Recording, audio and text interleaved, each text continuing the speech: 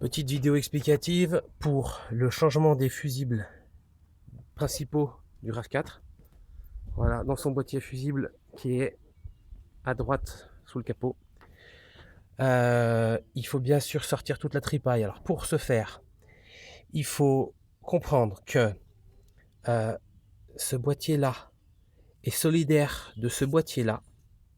Le tout rentre dessous le boîtier principal.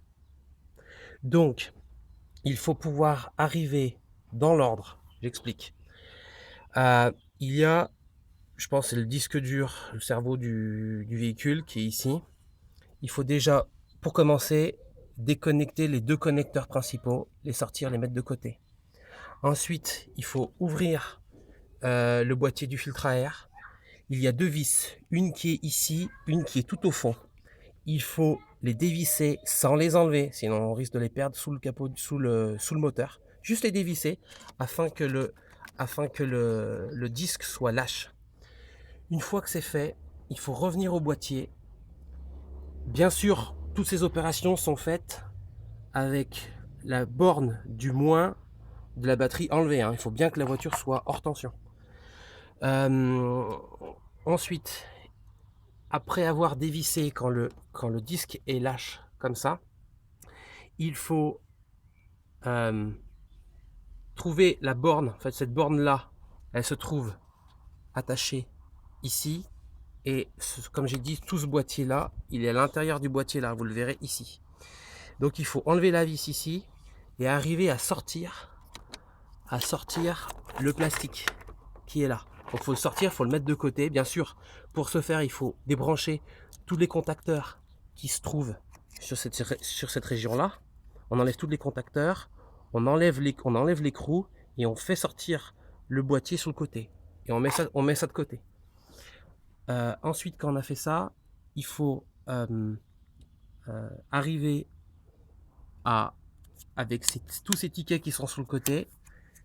Voilà, il y en a aussi derrière, il y en a, etc. Il faut arriver à lever le boîtier. Le boîtier, il se lève complètement. Il va se lever. On va avoir un point dur ici parce qu'ils ont mis un serflex ici. Donc il faut le couper, au cutter. Et quand on a coupé ce serflex au cutter, tout le boîtier peut sortir. Oui, petite subtilité, il y avait aussi une vis ici qu'il faut pouvoir enlever, mais faut l'enlever, etc. Ensuite, tout le boîtier il sort. Il va sortir avec ces deux éléments. Et ces deux éléments qui sont là, ils vont sortir par le dessous. Donc vous allez trouver des petits tickets. Il va falloir être délicat, c'est un travail délicat. Des petits tickets pour sortir par dessous. Il sort par dessous et une fois qu'il est sorti par dessous, ces deux éléments sont solidaires. Il faut les désolidariser en enlevant une vis qui va ici. Voilà. Et une fois qu'on a fait ça, on a tous les fusibles principaux du véhicule qui sont sortis avec les vis qui sont apparentes. Et là, eh bien, on n'a plus qu'à changer le fusible. Vous voyez, moi ici, j'avais mon fusible principal de 140 ampères qui était grillé. Et la manipulation est terminée. Et puis après, il faut tout remettre en ordre dans le bon sens. Ça m'a pris environ 2 heures à comprendre comment ça marchait. Là, grâce à cette petite vidéo, vous avez la solution en 4 minutes. Voilà. Eh bien, bon démontage et bon changement de fusible.